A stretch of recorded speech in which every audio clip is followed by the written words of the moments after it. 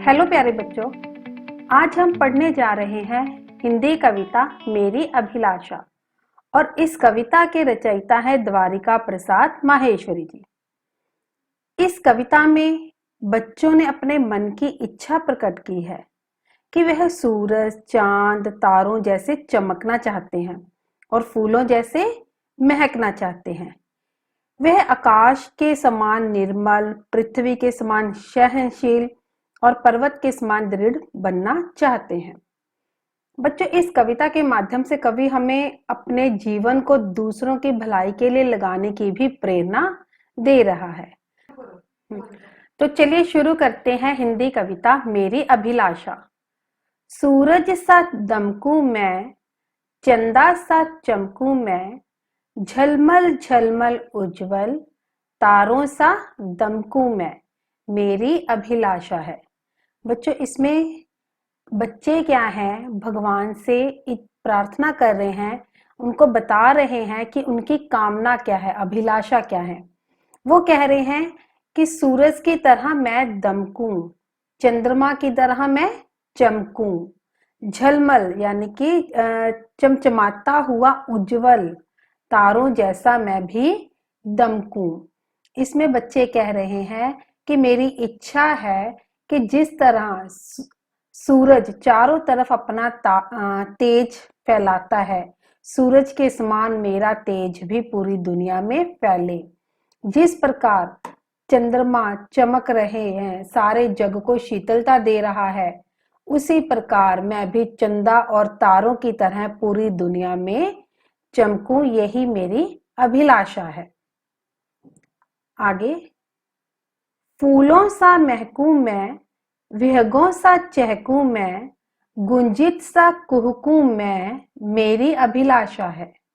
अब बच्चे क्या अपनी अभिलाषा बता रहे हैं कि मैं फूलों जैसे महकूं, महकूं मतलब सुगंध फैलाऊं, कि जिस तरह फूल अपनी खुशबू चारों तरफ बिखेरते हैं, उसी तरह मैं चाहता हूं कि मेरी भी खुशबू चारों तरफ फैले। विहंगों, विहंगों का मतलब होता है पक्षी, कि मैं भी पक्षियों की तरह चहकूं, जिस तरह पक्षी चहकते हैं। गूंजित सा कुहकूं मैं, कोयल की तरह मैं भी गूंजूं, जिस तरह कोयल वन उपवन में गूंजती है, पक्षी चहचहाते हैं, उसी तरह मैं भी पक्षियों की तरह चहकूं और गुनगुनाऊं, और मेरी खुशबू भी फूलों की तरह चारों तरफ फैले। मैं भी अपनी खुशबू बिखेरना चाहता हूं, मैं भी कोयल की तरह मीठी बोली बोलना चाहता हूं। नभ से निर्मलता लूं, शशि से शीतलता लूं, धरती से सहन शक्ति, पर्वत से दृढ़ता लूं, मेरी अभिलाषा है। अब इसमें बच्चे अपनी क्या अभिलाषा बता रहे हैं, क्या इच्छा बता रहे हैं कि मैं नभ से निर्मलता लूं। नभ क्या होता है? आसमान। निर्मलता यानी कि साफ, कि जिस तरह आसमान में आकाश इतना साफ है, मैं भी उतना ही साफ हूं, मेरा मन भी उतना ही साफ हो। शशि से शीतलता लूं, शशि का मतलब है चंद्रमा। जिस तरह चंद्रमा आसमान में अपनी शीतलता बिखेरता है, उसी तरह मैं भी शीतलता बिखेरूं, मेरा मन आसमान और चंद्रमा की तरह साफ हो, शीतल हो, उसमें किसी के प्रति कोई वैर विरोध ना हो। धरती से सहन शक्ति लूं, सहन शक्ति का अर्थ होता है सहने की शक्ति। पर्वत से दृढ़ता लूं, दृढ़ता का मतलब होता है मजबूती। तो यहाँ पर बच्चे क्या कह रहे हैं, जिस तरह धरती में सहन शक्ति है, धरती सब कुछ सहन करती है अपने ऊपर, उसी तरह कहते मुझ में भी धरती जितनी ही सहन शक्ति आए, अर्थात मेरे जीवन में कितनी भी मुसीबतें आए, संकट आए, बट उनको सहन करने की शक्ति मुझ में हो। पर्वत से दृढ़ता लूं, यानी कि पर्वत जितना मैं भी मजबूत बनूं, मुसीबतें आने पर, संकट आने पर मैं पर्वत की तरह मजबूत बनकर खड़ा रहूं, मैं डगमगाऊं नहीं, सभी मुसीबतों का बड़ी मजबूती से, हौसले से उनका सामना करूं, मेरी अभिलाषा है, यही मेरी इच्छा है।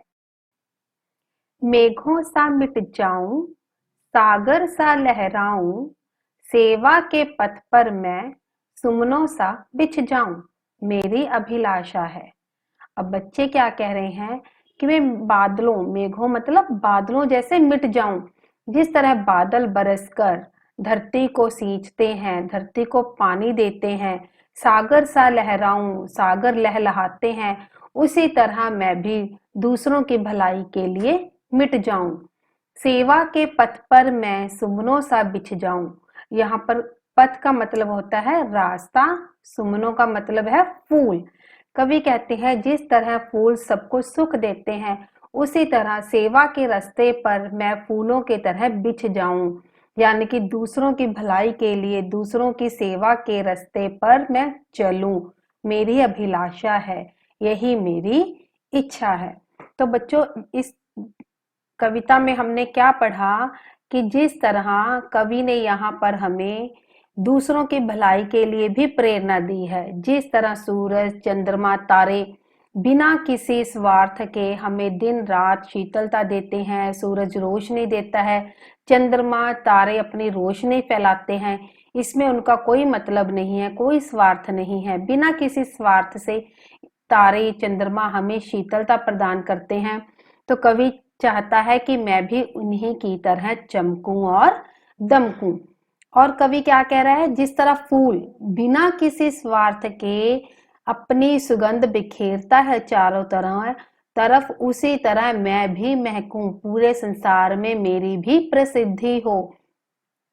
और पक्षियों की तरह मैं भी चमकूं, जिस तरह कोयल अपनी मीठी आवाज से चारों तरफ मिठास घोल देती है, पक्षी चहचहाते हैं, हम सभी को ये अच्छा लगता है, ये हम सबको इतना सुख देते हैं, लेकिन इनमें भी इनका कोई स्वार्थ नहीं होता।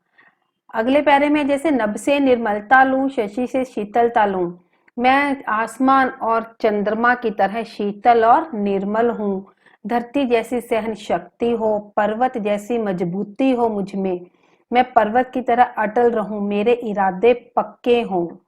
मेघों सा मिट जाऊं, जिस तरह मेघ खुद मिटकर हमारी प्यासी धरती को पानी देते हैं, हमें पानी देते हैं, फसलों को पानी देते हैं, बिना किसी स्वार्थ के मैं भी मिट जाऊं, लोगों की सेवा करता करता, सेवा के रास्ते पर मैं भी चलूं, सुमनों सा बिछ जाऊं, लोगों के जीवन में मैं भी सुख लाऊं, यही मेरी अभिलाषा है। तो इस कविता के माध्यम से हमने सीखा कि कवि क्या कहता है कि मेरा जीवन परोपकार के लिए समर्पित हो, मैं दूसरों के लिए ही अपना जीवन दे दूं। जिस तरह चांद, सूरज, तारे, धरती, पर्वत, बादल परोपकार के लिए काम में लगे रहते हैं, उसी तरह मैं दूसरों की भलाई में बिना किसी स्वार्थ के लगा रहूं, यही मेरी अभिलाषा है। मैं आशा करती हूँ आपको ये कविता समझ आ गई होगी। धन्यवाद।